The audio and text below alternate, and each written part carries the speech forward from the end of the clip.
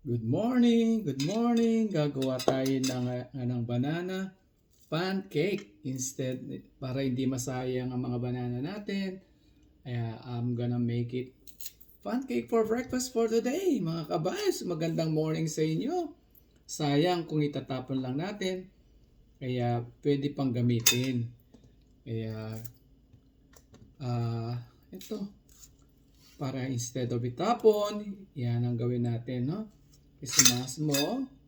Smash lang. Tapos maglagay ng isang half ng flour. At saka half cup ng milk. Yan, ganyan lang po. Kung gusto nyo pong may sugar o walang sugar, is all yours. Decision. Kung gusto nyo may sugar, if you love sugar, then lagyan nyo po. Pero ako, hindi ko na kailangan ng sugar kasi matamis na tong banana kasi ripe na siya.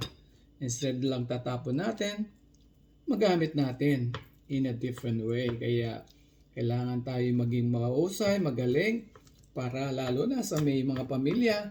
This is the best we do is throwing something we don't need to throw. Kaya kailangan gamitin natin para mapakinabangan. No? Lagyan mo lang ng flour, milk. Hindi po tayo maglalagay ng half cup of milk. Half cup of milk lang po, no? Tapos, half cup of flour lang. Ganun lang po ka-easy. Yan. Then after that po, ilagay na natin sa pan. Ganun lang po. Easy lang. Just only mag-spend ka lang ng konting oras para mapakinabangan ang bulok na banana. That means na bulok. That means overripe na banana, no? Kaya sayang lang po. Depende po sa texture na gusto nyo. Kaya kung gusto nyo pang more on texture, maglagay pa ng konting flour. This is how we do it. At syempre, lagyan mo ng konting oil para hindi siya didikit sa pan. Yan lang po para diretso na. You don't need to put oil on it. Yung pan nyo, hindi nyo. Better to use non-stick po. Even though it's non-stick, sometimes is still sticking sometimes.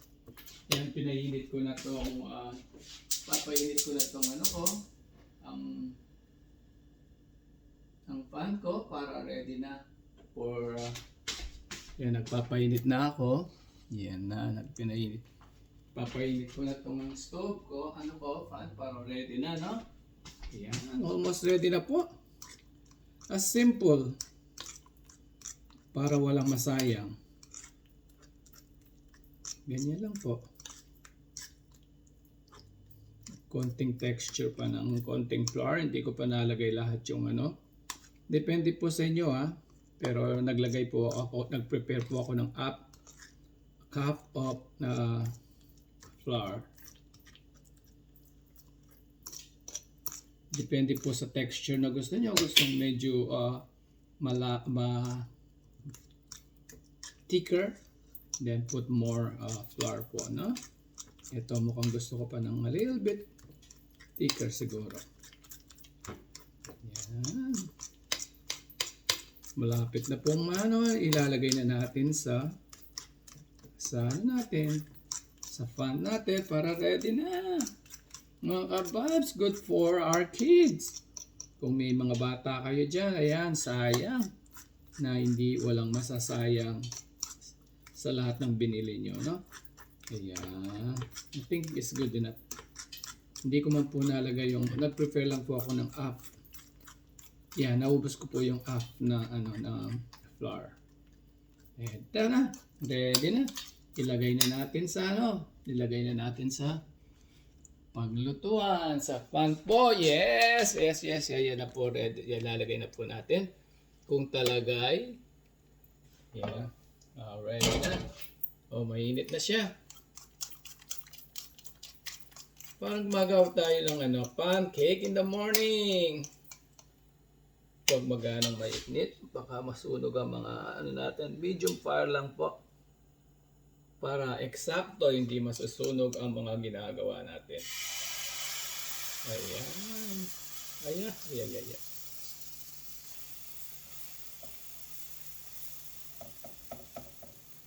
Medyo gawin natin ng pabilog.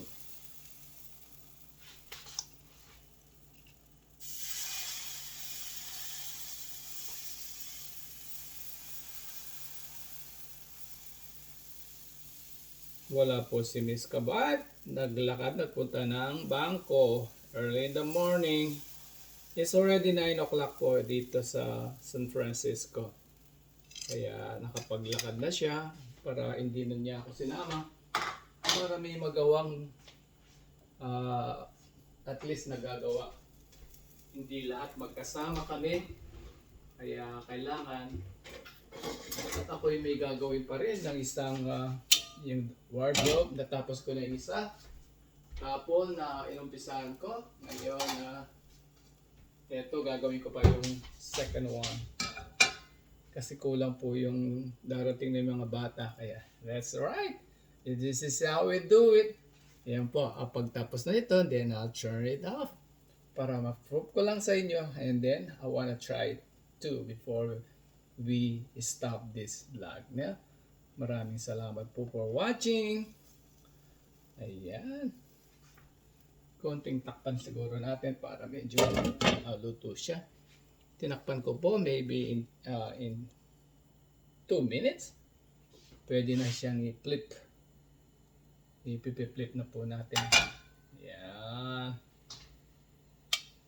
Ayoko masunog kasi kaya mahina lang. Medium fire lang.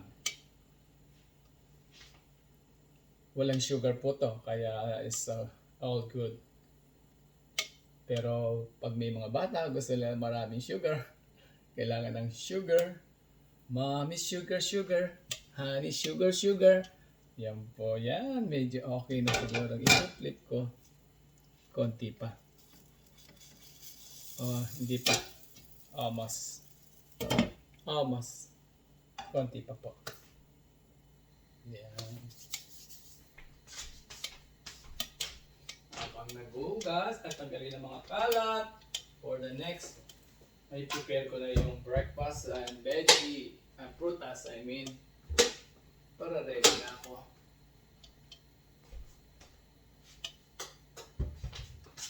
Okay, let's see.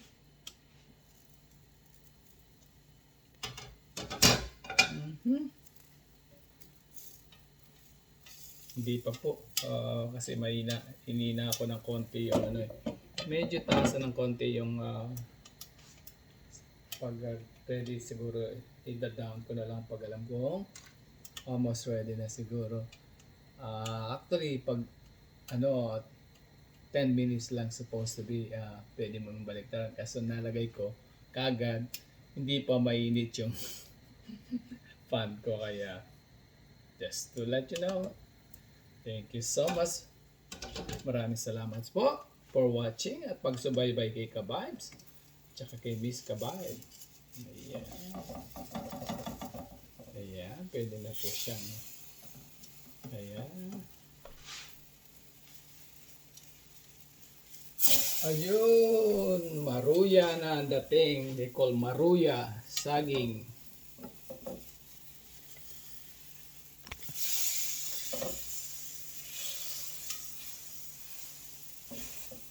Ayan po.